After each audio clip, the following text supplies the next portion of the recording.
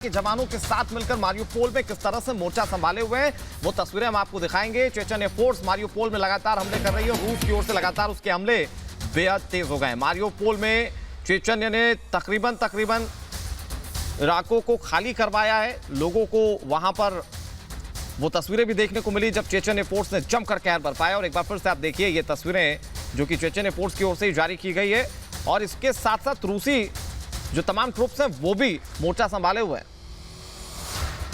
Mariupol में फिर एक बार तस्वीरें जो बताती हैं कि मारियोपोल पूरी तरह से चेचन्य लड़ाकों और रूसी सेना के कब्जे में है। जगह जगह उनकी कार्रवाइयां अभी भी जारी हैं और जहां जहां उन्हें शक है कि वहां कुछ यूक्रेनी सैनिक हो सकते हैं उन इलाकों की तलाशी भी ली जा रही है और उन्हें टारगेट किया जा रहा है। एक और युद्ध से जुड़ी हुई, कॉम्बैट से जुड़ी हुई वीडियो तस्वीरें सामने आई हैं मारियोपोल से। और इस बीच एक और बड़ी खबर डोनबास से। डोनबास में रूसी फाइटर जेट से हमला हुआ है। सुखोई विमानों का इस्तेमाल हुआ है। भीषण बमबारी हुई है। यूक्रेन को इसमें भारी नुकसान पहुंचाने का दावा किया गया है। ये आपको आसमान में गरजते हुए सुखोई विमान नजर आ रहे हैं जिन्होंने फिर एक बार भयंकर बमबारी की है। सुखोई विमानों का इस्तेमाल लगातार हो रहा है और दावा है रूस का कि इन विमानों के जरिए बमबारी करके बड़ा नुकसान पहुंचाया गया है।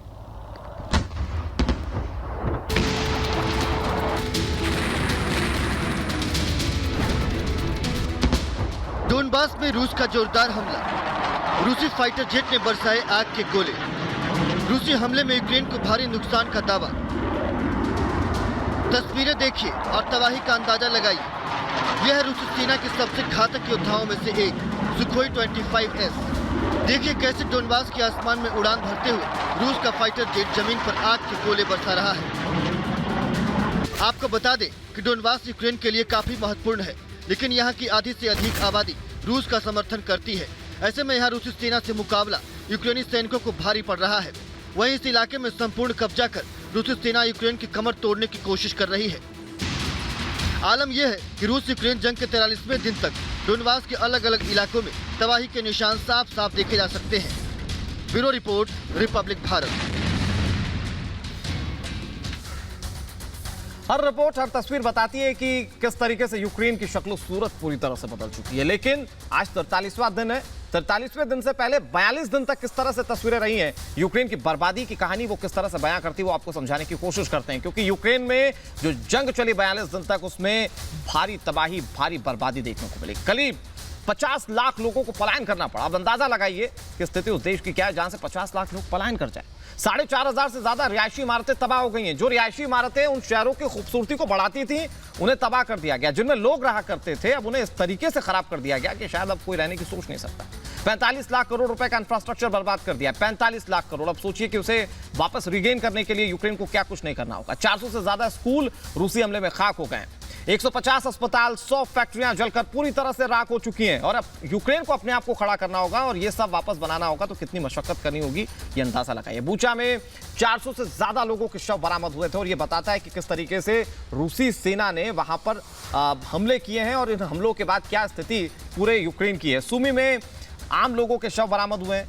सुमी में भी ऐसी तस्वीरें सामने आई जब सड़कों पर लाशें बरामद हुई। रूसी हमले में 165 बच्चों के मौत का दावा किया गया, जबकि कहा जा रहा था कि इस युद्ध में आम लोगों को नुकसान नहीं होगा। 60 से ज्यादा धार्मिक स्थलों को नुकसान पहुंचा है।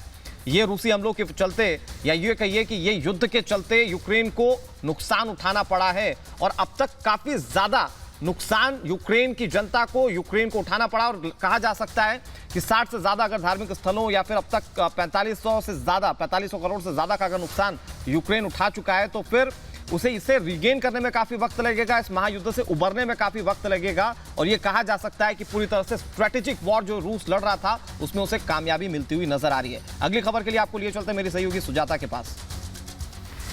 तो 43 दिन हो चुके हैं, बर्बादी और तबाही आज भी जारी है। बड़ी तस्वीरें आपको डोन से दिखाते हैं। बड़ी सैन्य हलचल यहाँ देखी गई है। यूक्रेनी सैनिक, बड़ी खबर इस वक्त आपको हम बता रहे हैं।